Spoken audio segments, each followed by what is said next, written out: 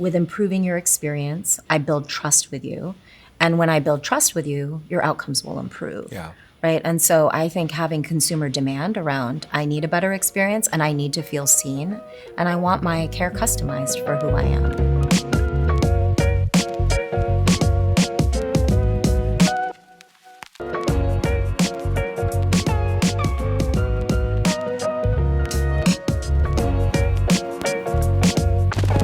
Thank you. It's good to see you. Really appreciate you having some time to spend with me.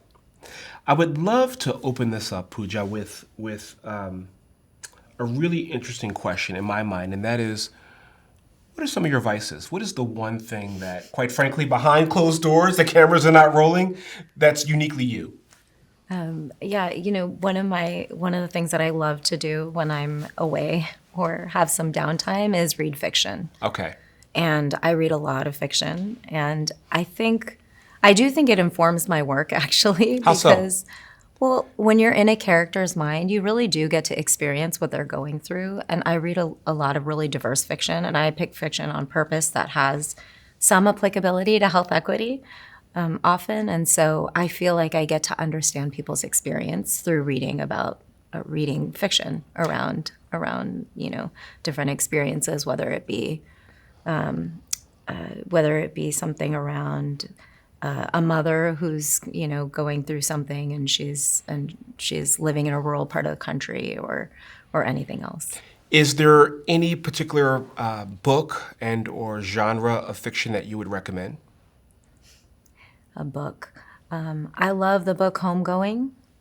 So I don't know if anybody's read that, but it's an amazing story of two sisters in Africa, and one becomes a slaver and one becomes enslaved, and it follows their families all the way down to present day.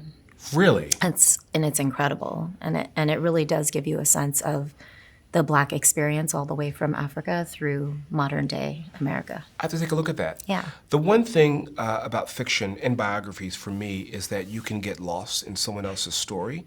And figuratively, you can walk their shoes. Absolutely. In many ways. And look, in many ways, if it's really, really well written, you're so immersive into it. It's almost like you and the character become, I don't know if you become friends, but you get to know them and their idiosyncrasies. Does that make sense? Yeah, absolutely. Do you feel the same thing? And you get to be inside their heads and feel what they feel. You feel their pain Yeah. and their highs and lows in many Yes, ways. Yeah. absolutely. Thanks for sharing. I want to talk for a few moments about healthcare and loneliness. And where I'm going with this is someone's journey where they are experiencing pain, whether it be mental or physical or both. And they're searching for answers. They're searching for some type of solution. But for whatever reason, it could be physical loneliness, it could be emotional loneliness, they're doing this journey alone. Mm-hmm. And I want to walk through why that has to be, because in many ways, Pooja, for me, that's actually kind of cruel. But it happens. Let's just be honest, it happens. Probably more than we probably know. Yeah. Explain. Yeah, I mean, loneliness is such an epidemic today. As you know, the Surgeon General just released a report about how pervasive it is. And I think that we have to think about it differently for different people, right?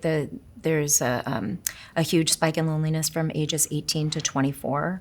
And I think a lot of that has to do with transitions in life and also a lot of social media use. And so disconnecting from people in person and just focusing on social media use. And then for our older adults, right, we're not living in communities anymore often. And so there's not a lot of social connection naturally, I think, that a lot of people have. And I heard about, as we were thinking about loneliness, and we've been thinking about it broadly, I heard about this community in Texas. And I don't know if you heard this story, but there was a podcast about it called Century Lives. And this community in Texas is one of the poorest communities in the country, has very little medical care, pretty poor diet, quite rural, and yet they have the 9th highest life expectancy in the United States. And when they dug into why that was, it was because of the community. There's a lot of social connection within that community. And a lot of families live together in multi-generational families, and they stay together over years. And the grandparents support by taking care of the kids. And so, thinking about loneliness as such a pervasive issue in our society, I do think that a lot of a lot of the solutions lie around simple things like creating community and connection. How do we get there? How do we build community? To your earlier point, technology is a part of our lives, love it or hate it. You could make the argument that for some people, technology is community in terms of them connecting in a way that they're comfortable with. But to your point, it also is a disconnection there, figuratively speaking. How do we get to a path where families are more communal? How do we get to, and that could be your chosen family, right? In many ways, it could Right, be. exactly. It could be, look, this is my chosen family because this is my new community. How do we get there? Yeah, that's a great question. I think part of what I think about in terms of technology, because technology is so pervasive, is how can we use it as a conduit to that, right? How can we use it as a connector? And so a couple of the things that we've been really interested in are these applications that are naturally fitting into people's lives that build community, right? So there are some apps that really focus on creating meetups for seniors that sort of sit outside of the religious institution space because, of course, religion is a great community builder. But for some people who are not interested in that, right, we need to find ways to build community outside of that. And so I think there's a way for us to use technology as a connector to bring people together in person. And I think that's one thing to think about. I think the other thing really with especially younger folks is to find ways to pull them out of the technology and create more in-person connection. Yeah. And that's hard to do. But often I think about an easier place to do that is sports or activities outside of school and finding ways to make those attractive to kids. We're seeing this growing trend of chief equity health officers around the country, in the hospital space, in the healthcare space, and so forth. One, is this a good thing? And two, what role do you see they play in helping build a community? Yeah, I do think it's a really good thing. I think it means that we're putting a lot of emphasis on health equity, and we're also making sure that it's a leadership position that is focused on health equity. That being said, I think it's really important to keep in mind that we need to resource the chief health equity officers, right? They have to have funding, and they have to have leadership support and buy-in, executive sponsorship, essentially. And without those things, they're not going to be successful because as one person, as a leader in the organization, they can't drive organizational change without support. And when it comes to support, is there anything else besides the funding and obviously the chief executive sponsoring this person in position? Anything else we can be doing from a consumer standpoint to help make this position even more equitable? Should we come more informed? Do we need to show up a certain way? Anything? I mean, I think the medical space and healthcare in general is quite behind in terms of responding to consumer questions, needs, et cetera, right? I mean, there are so many organizations that do it better than healthcare. And so I think the more that consumers demand that from us and focus on their experience and wanting a better experience, the more important it makes my role, because I really think in the end I can focus on improving outcomes, and outcomes are important, but that's a longer term goal, I think. I think in the meantime, the thing that I can focus on improving is consumer experience. And with improving your experience, I build trust with you. And when I build trust with you, your outcomes will improve. Yeah. Right. And so I think having consumer demand around, I need a better experience and I need to feel seen and I want my care customized for who I am. I'm a big believer in really building relationships. I'm of the philosophy that trash in, trash out, or good things in, good things out. In other words, it takes some work. Mm-hmm. It takes some work in building that relationship and establishing trust in maintaining trust. Look, in my mind, it's almost like a marriage, and that's some work. I mean, I look at my parents' relationship or whatever relationship. It's a lot of give and take. It's a lot of communication. It's a lot of trust. Right. So I want to focus on that for a few moments because I believe that could maybe help with loneliness, but also it could also help with the chief health equity officer position as well. The building of relationships. Yeah. Yeah, I think that's right. I mean, part of what I've had to do in my role, and I think all chief health equity officers do to some extent, is focus on building relationships internally and getting trust internally. Because naturally, this role requires a lot of difficult conversation, and I have to come into a room being prepared to being open and listening, and also finding ways to connect internally with other folks within my organization, so that we all feel a connected sense of purpose. And I think that gets back to loneliness too. Yeah. How in an organization are you feeling like you're part of the greater good and you're part of the greater mission? And then from an external perspective, that relationship building that we do with the community, I think also fills some of those gaps in terms of loneliness, right? Because the more that we can create an ecosystem of care that supports people in the community where they're at, the better that we can support people's needs around everything with their health, including loneliness. Totally. Do you believe we have made progress in building bridges of opportunity in the healthcare system? And the second part of my question is do you believe that the equity that these positions, these newly created positions are having, how can we help them? How can we support them? What does that look like in terms of building those bridges? So I think we're recognizing the need to build trust within communities, and I think we're also recognizing some of the historical harms that the healthcare system is built upon. And we're starting to build those relationships and really recognize the expertise that lives in the community. So I think there's a lot of work to be done still in terms of relationship building and connecting with the community. But I think as plans, we're finally being very clear on the need to do that.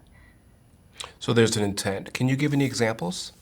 Yeah, so in 2019 at HealthNet, we launched a community doula program. And this program was actually the first of its kind in Medicaid to provide free doula services to Black birthing women in Los Angeles County. And we established a relationship with a community-based organization called Frontline Doulas. And we thought we were entering into that relationship in a very intentional way, where we were supporting their autonomy as an organization that had the expertise and the lived expertise to do the work. And what we realized was that that they were still viewing us with a big power differential. And they were really viewing us as funders and not as partners. I see. And that really resulted in some difficulty in the relationship, because they didn't come to us when there were issues in terms of executing. Yeah, almost like an imbalance in the relationship. Imbalance, definitely. And again, despite our intentional going in trying to create a balance in that relationship, there was still a huge power differential. And that was something that in my first foray into working in community work, I didn't realize that even with the intention to create a balanced relationship, that because we're such a large organization and are the funder, that power differential is still going to exist. And so I learned a lot about how to come in and intentionally build relationship in a way that slowly seeds power over time, right? So that it becomes clear that that balance is shifting instead of expecting that it should shift right away. That's right. In many ways, it's like this, and it slowly should be like this. Right. Slowly, over Right. time. Yeah. And I believe that's through trust. Right. Exactly. And, it was a worthwhile investment in that work, because we continue to be solid partners, foundational partners to this day. The state just launched a community doula benefit. They are one of our key partners for that. We've done other work with them where we've supported their work in ways that are outside of our core work together. And so it's been a worthwhile investment, and it's been a wonderful relationship. What's the next chapter for equity at HealthNet? Yeah, there's so much. One of the things that we're working on building, and we've been doing health equity work at HealthNet for a long, long time. We were the first plan to have the health equity accreditation in all 3 lines of business since 2011. So health equity is part of our DNA in terms of how we do work. What we're doing right now is we're shifting to being a lot more place-based in terms of our work. So let me explain a little bit better. As we think about systemic and structural inequities, we know that they occur in a certain region, in a certain geography, right? And each geography has its unique intersectionality, right? Whether it's rural or urban, what are the main types of people that live there from a race ethnicity perspective, from a disability perspective, from a veteran perspective. And we know that each community has its own strengths and its own challenges. And so we've been laying out a foundational set of health equity improvement zones, which are place-based delineations I see. that allow us to really customize the work in each geography and partner locally. Right. So it's unique to the area. It's not one size fits all. Exactly, because each area has different strengths and challenges. Right. And I could make the argument that each neighborhood and or place has their own unique influencers, ecosystem, whatever you want to call that, Absolutely. that reinforces this relationship that you're trying to build. Right. Yeah. And the structural inequities are unique to each place, right? Like when we look at in California in the Central Valley, it is the agricultural region of the country and has the highest food insecurity of any place. I never would have thought that. And you would never have thought that. But when we look at that and when we think about farm workers and how to support farm workers who are food insecure, that approach is very different than the rural North where it is a really different population, and we have to think about that differently. Interesting. I never thought about it that way, which would be completely different, I'm making this up, than San Francisco or whatever the case may be. Right. Yeah, interesting. Last question for you, Pooja, and that is the next big thing in health from your perspective. Yeah, I think the next thing that we are really have to focus on as a community is Techquity. So I've never heard this terminology before. Say it again. Techquity. Okay. So technology and equity, and it's a really broad term, and so maybe I break it down a little bit. Please. In terms of, so we're thinking about AI, right, and algorithmic bias, and so that's one way of thinking about equity and technology and the things that we have to consider. We're thinking about technology and applications, right? And how are they built from an equity perspective? Like, are they really built in a way where they're designed for the user? Are we building tech in a way that fits into people's lives, or are we expecting people to come to us for the technology they want to use? And then, of course, broadband access, right? I mean, there's clear evidence that in communities that are underserved, broadband access is more expensive than in richer communities, right? So even thinking about broadband access and equitable access is really important. So all of the things sort of encompassing technology and equity, that's sort of the next horizon that we have to consider. No one will believe me who's watching this but I just wrote that. I probably didn't spell it correctly. Techquity. Yeah, but that is, I've never heard of that before. Did you make that up? In other words, no? No, it's being talked about more broadly, I think, overall in healthcare. But the Health Foundation is working on a whole set of definitions around Techquity and different case studies around it. So that's a place to go for some more information. Wow. Yeah. Can you do me a favor? Yeah. Can you make a promise that we'll come back on and talk about this in greater detail at a later date? Because I actually find this really interesting. Yeah, that sounds great. And I'm happy to share some information with you. Please do. Thank you very much. Thank you. Appreciate it. Thank you.